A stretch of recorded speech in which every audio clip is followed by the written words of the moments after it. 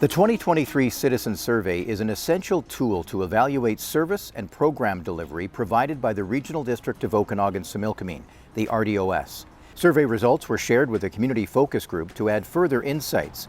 Invitations to participate in the community focus group were sent to a cross-section of not-for-profit organizations in the region.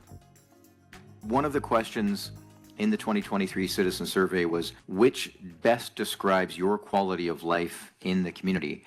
And a majority of the respondents, 44.6%, described their quality of life as good. I would consider it good because I personally feel like I have a fair bit of knowledge of what's going on in the community because of my multiple roles that I have within community. Some of the things that make it like not the fantastic best is like just still feeling like scared being in communities, knowing that like Penticton is more urban, but there are rural communities, and just not knowing how I feel when I go out with my partner and kids.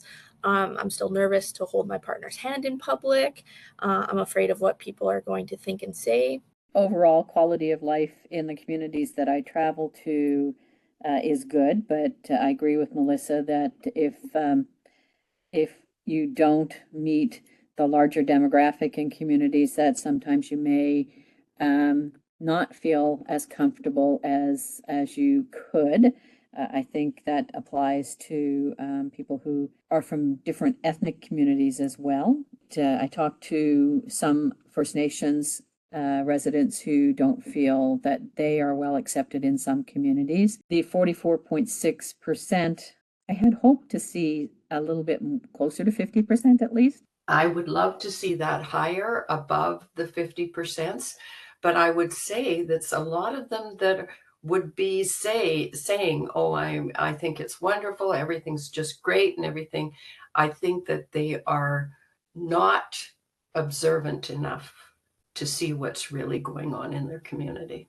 You know, we're still rebounding from the isolation associated with COVID. I know I've talked to lots of people that still haven't figured out how to re-socialize.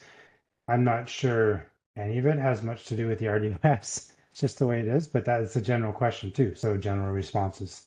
Two different questions that were posed in the 2023 Citizen Survey were, please rate the RDOS on each of the following: involving you in the decision-making process and informing you of important information and decisions.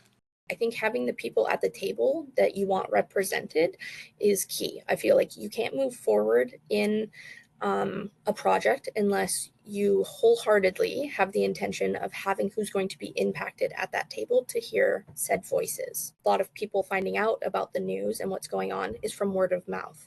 So if you have an ambassador who happens to like to communicate with their neighborhood and citizens within their community, they're going to share what's going on. They're going to talk about it and they're going to hear advice and they're going to hear feedback.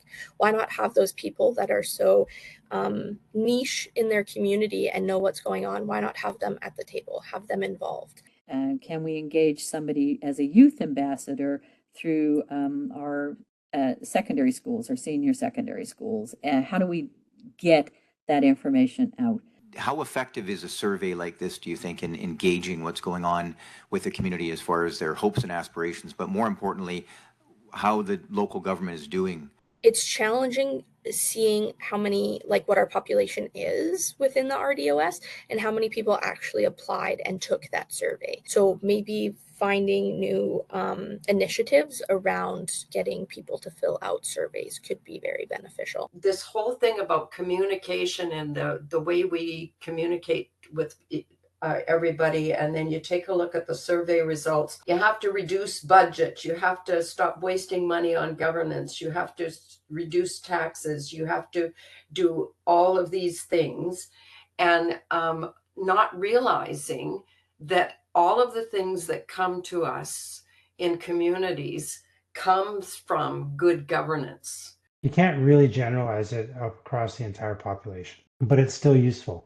I think it's important to try to find new ways to engage underrepresented groups. If you give someone an open-ended question about what should the RDOS do, and they say, crime prevention, there's a little bit the RDOS can do, but there's not a lot the RDOS can do when it comes to that. But not everyone doesn't necessarily know that.